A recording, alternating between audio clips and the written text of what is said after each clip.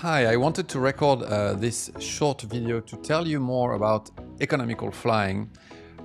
This is a concept that in French, actually, there is a word for it, which is called Éco Pilotage, and it's very trendy. Typically, how can you save money to your airline as a pilot by flying more economically? This is, of course, something that will work very efficiently when you go for your interview, for instance, with British Airways. As British Airways, they are very hot on customer service, but also how can you protect the bottom line of the airline?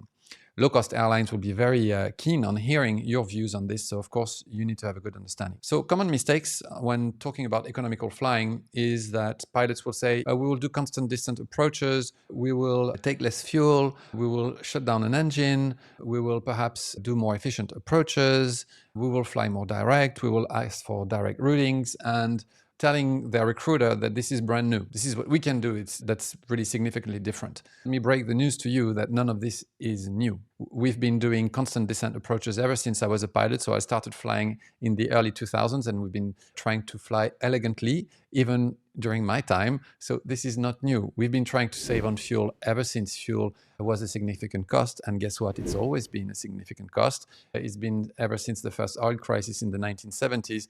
And certainly since airlines started to face financial difficulties, it's been a very big topic. So ever since I was an airline pilot, fuel was in every single newsletter, in every single discussion, whether it is during line training or during meetings with managers. So let's talk about the first one, which is constant descent approaches. So a constant descent approach is typically trying from your top of descent all the way to the time when you're going to land to fly your approach on a constant descent. So where would the descent typically not be constant? That's when you arrive at a place where on your chart there is a platform, and you could sort of descend to the platform until you intercept the ILS or your final portion of the RNAV approach, and you could do sort of a level off. The idea is to not do that level off. Pilots have been trying to not do these level offs forever, and as you become skilled, it's part of your skill, and you're just delighted to manage to fly a nice, efficient approach. This is not new. Then fuel-wise, like I said, saving on fuel has been a topic ever since I was a pilot. But what's new now is that airlines now are telling their pilots, listen, if you need to take more fuel, of course, you'll take more fuel. But if you do, we're going to want to understand why, maybe. We're not going to put too much pressure on you. Well, some airlines might. But the idea is, we don't want people to hang around the airspace with comfort fuel that they are taking in case something would happen. There's already contingency fuel for it, and contingency fuel at many airlines these days, and it's been like that ever since I started flying with British Airways. The statistical contingency is a calculation that's not just the regulatory 5 or 15 minutes that you would take depending on whether you have an en route alternate or not. It's statistical. The flights are being monitored, and it's statistical according to the season that it is. That's the same as last year. Provided it's the same route, they know how much holding took place and how much you need statistically to have a 95 or 99, depending on the model they use, chance that you will not have to divert. So airlines tell you, we would like for you to take this statistical contingency. This is our recommendation. Now, of course, it's nice that it's the same season as last year, but it's not the same day. So of course, if the weather changes, you're going to want to take more. And some airlines, like at Emirates, they add it for you to make sure that you actually take it. They add some extra fuel if there is, for instance, there are clouds en route, or if the visibility drops below a certain amount, they do that for you. Some airlines don't and leave that to you. And it's your job, indeed, to make the right calculation. If there are, for instance, very strong headwinds, this slows down all approaches. And so, of course, you're going to want to take that into account. But if everything is as normal, if the weather is decently good, as expected, there's no big headwind, visibility is fine, why would you take more than this contingency? And this is what they want to avoid these days, is that people start to hang around with comfort fuel. So what do I mean by comfort fuel? Typically, when I started flying, captains would just take a bit of extra in case of, and everybody was a bit different.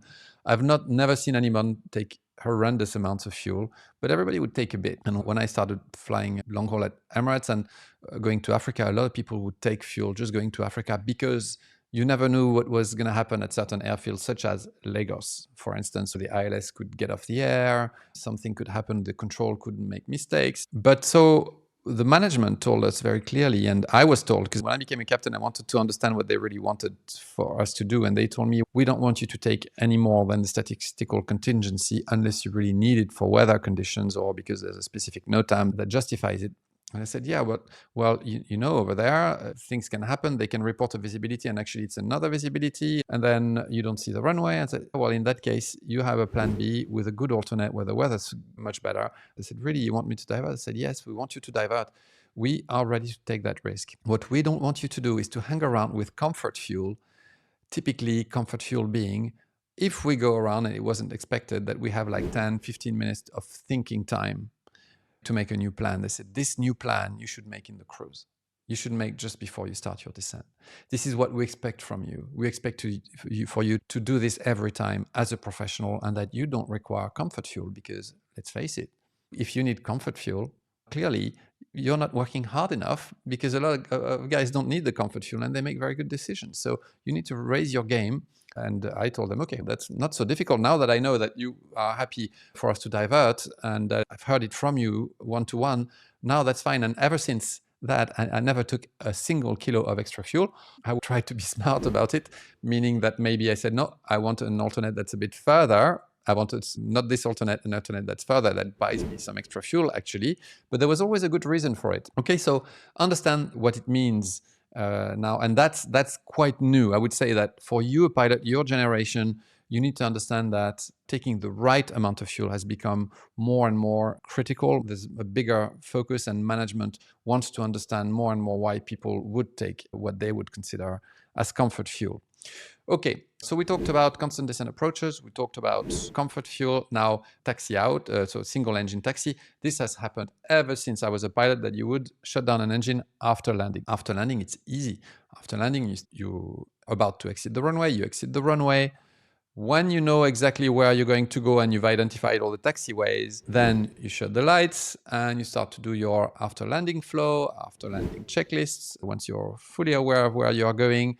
And then after that, the pilot flying would ask for an engine shutdown. And that's when you would do it, okay?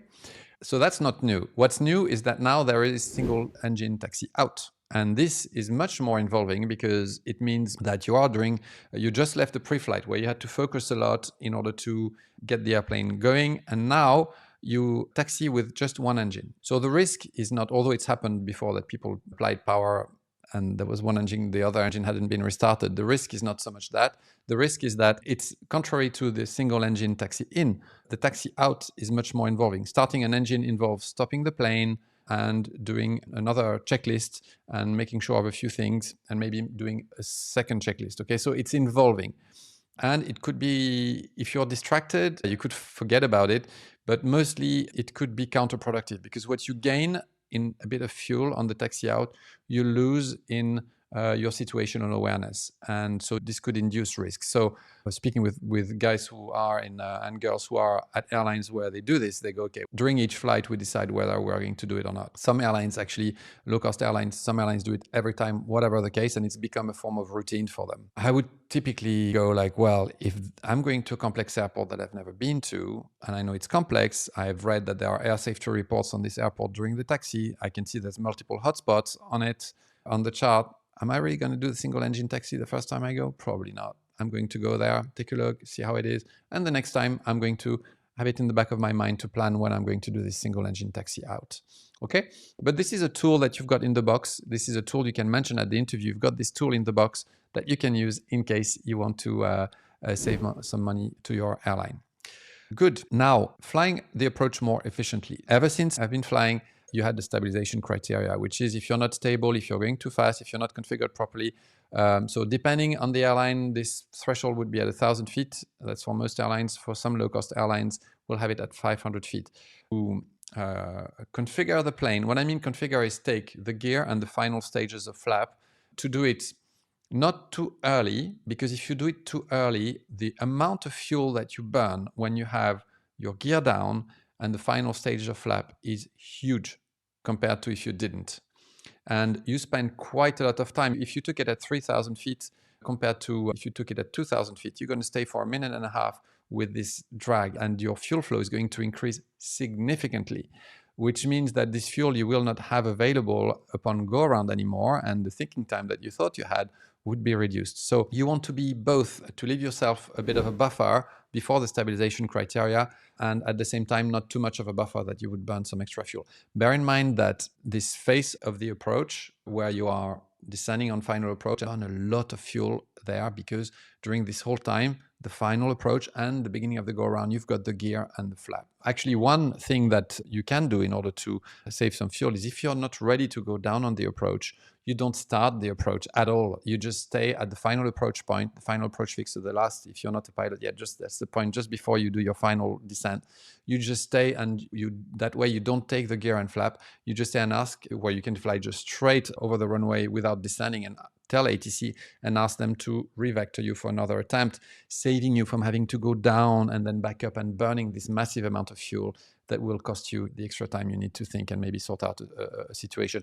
It could be that you've just basically arrived hot and high, you've got too much energy and it's not going to work. Or it could be that the cabin is not ready and you don't know if it's going to be ready. So why descend? It's called a discontinued approach. You discontinue the approach instead of descending on it with a high risk of having to do a go around. Okay. So discontinuing the approach is something relatively new. It's now 5 to 6 years old, since people know that they can either go around or discontinue the approach. So we talked about that, and now direct. Some candidates tell me when we do interviews, what you can do is we can fly a more direct routing. I said, yeah, sure. You're going to check that your airline's given you a fairly direct routing, but let me tell you, Jepsen and Lido have been good for years at shooting a straight line between two airports.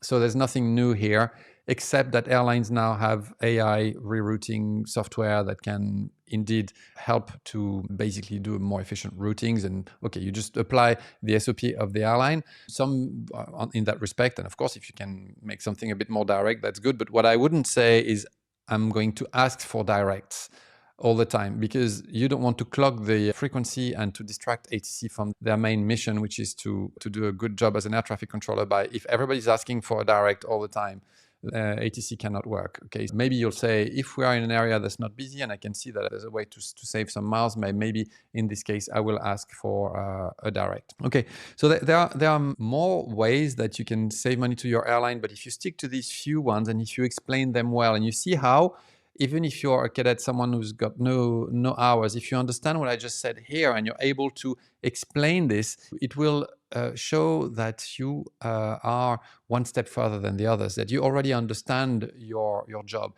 What I'm teaching you here is something we do every day as pilots. So try and write down notes from what I told you, and you can bring this to the interview, and I can guarantee you that the recruiter will listen to it with very much attention.